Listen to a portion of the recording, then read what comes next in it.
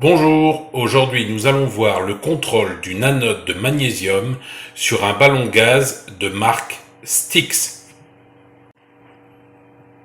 D'abord, à quoi sert une anode de magnésium sur un ballon, qu'il soit gaz ou électrique? L'anode de magnésium permet de protéger la cuve du ballon, car l'eau du réseau, et encore plus l'eau d'un adoucisseur, attaque la cuve et vient la percer. C'est pour cela qu'il est important de faire vérifier l'anode tous les ans et de la changer si nécessaire. D'ailleurs, il y a quelques années, je vous ai fait un tuto sur comment reconnaître un ballon qui est en train de percer. Je vous mets le lien en description. La première chose à faire, c'est de couper l'arrivée d'eau du ballon au niveau du groupe de sécurité.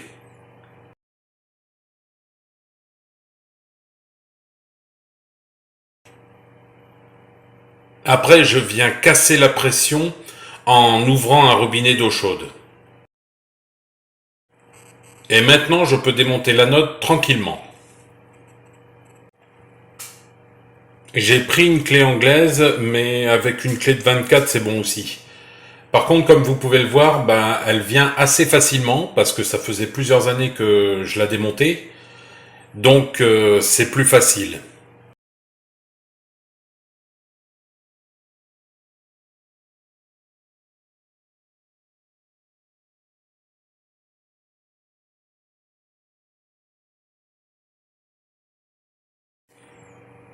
Ce que je fais maintenant, c'est de vérifier qu'il n'y a pas de saleté au niveau du filetage, et aussi l'état du filetage. Ici, je vérifie à la lumière l'état de l'anode. Et comme vous pouvez le voir, elle commence à être attaquée, mais elle peut encore tenir un an. Je l'ai changée l'année d'après. Si votre anode est dans cet état-là, il est plus que temps de la changer.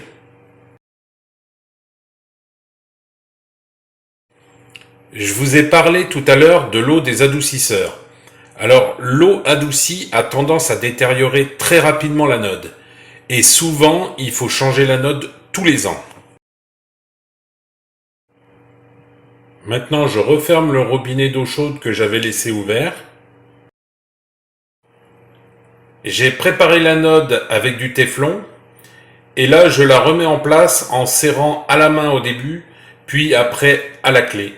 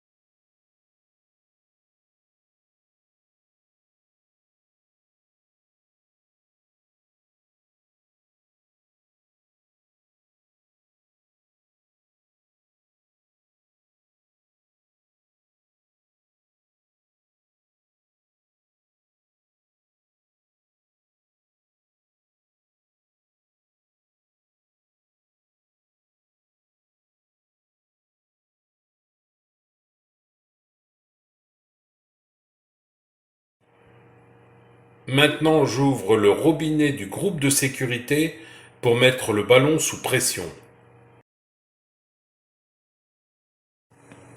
J'ouvre le robinet d'eau chaude pour purger l'air qui est entré dans le ballon en mettant l'anode.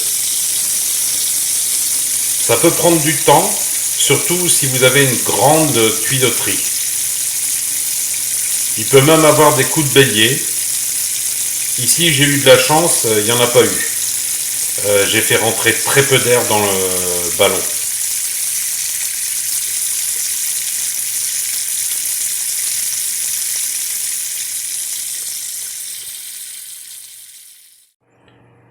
La vérification de l'anode est terminée. J'ai vérifié aussi qu'il n'y avait pas de fuite.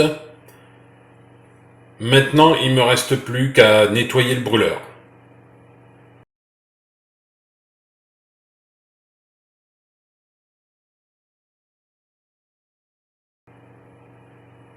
Voilà, c'est tout pour aujourd'hui. Merci d'avoir regardé la vidéo jusqu'au bout. Vous pouvez regarder l'une de ces deux vidéos ou reprendre une vie normale.